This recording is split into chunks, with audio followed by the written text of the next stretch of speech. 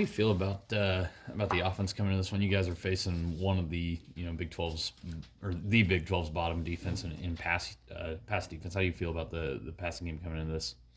I feel like every week we feel like we have a pretty good game plan. It's all about going out there and executing.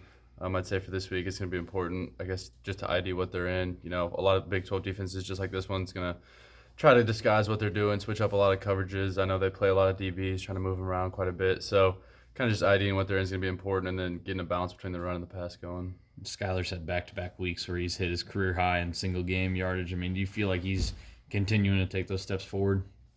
Yeah, something me and him talked about is he hit career highs, but honestly, we felt like he probably should have thrown for more, given the pace he was setting early in those games. So it's going to be all about consistency, playing like we do coming out the gates, because as you all know, the last 2 weeks we came out strong and then kind of faltered there for a while. So just him stringing it together, us all doing our part, we should be able to keep it going. You kind of just mentioned it, but 2 straight weeks you've scored 70-yard touchdowns within the first 2 plays of the game. How much work goes into scripting those first few plays, and how confident are you in those when they come up?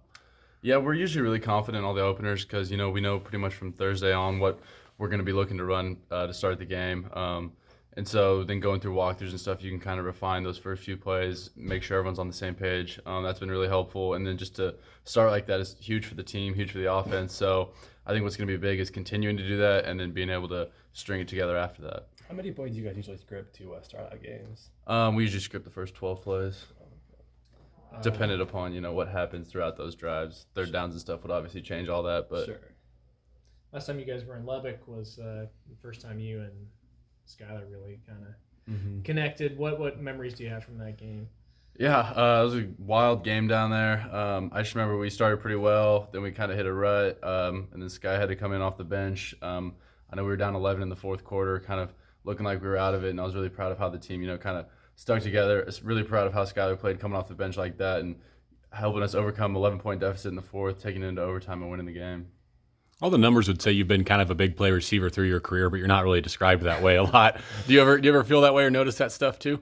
Yeah, I feel like a lot of people will never say I'm a deep threat because of speed or whatever reason. But yeah, over my career, I feel like I've had quite a few long touchdowns and other long passes. One of them down at Tech 2 years ago. So, I don't know. I guess I just find a way to get open. People might just leave me open. I'm not really sure, but find a way to get it going downfield. When was the first time you remember thinking, this was really going to work out for you at Kansas State? Ooh, that's tough. For me, even to get the walk-on spot here was a dream come true. I kind of figured if I was lucky and I worked really hard, I'd get to play special teams and stuff. That was kind of always my goal. And then, being a guy who's on scout team for 2 years, that can be tough too because not a lot of people do that. Usually scout team your redshirt year and then you're moving on, you're playing, you're in the game plan, things like that. But, I was on that second-year scout team working with Skylar. We kind of took that approach every day that we were going to go beat the starting defense. And, we took pride making them look bad. And so it was in kind of those moments, making plays like that, people are like, oh, no, you could probably actually play, given that you're doing this against a starting Big 12 defense. So, I kind of just took that, just kept working every single day.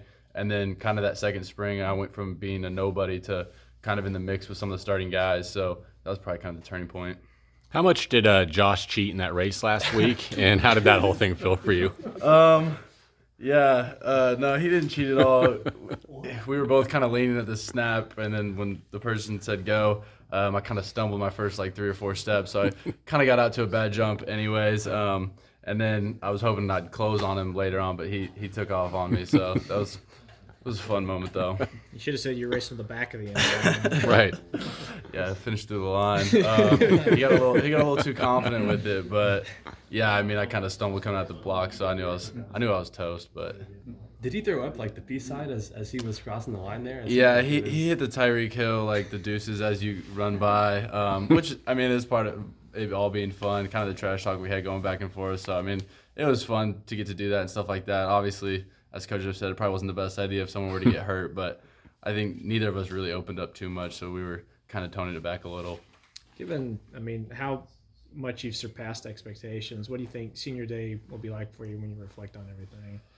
Yeah, that's going to be a crazy moment. A lot of emotion will be going on for me, just feeling like I grew up here, honestly, being here every weekend for games growing up. And then to, like you said, kind of surpass expectation, actually get on the field and play and contribute and have way better of a career here than I ever thought possible. So it's going to be a pretty special moment for me putting it on here here at Bill Snyder Family Stadium for the last time.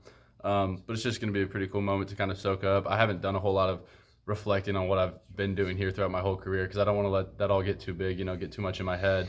So I kind of just have tried to focus on getting better and just going out there and playing my game. But in hindsight, looking back on all this will be pretty special. Your dad told me one of your first games was the snow game in 2000 against Nebraska.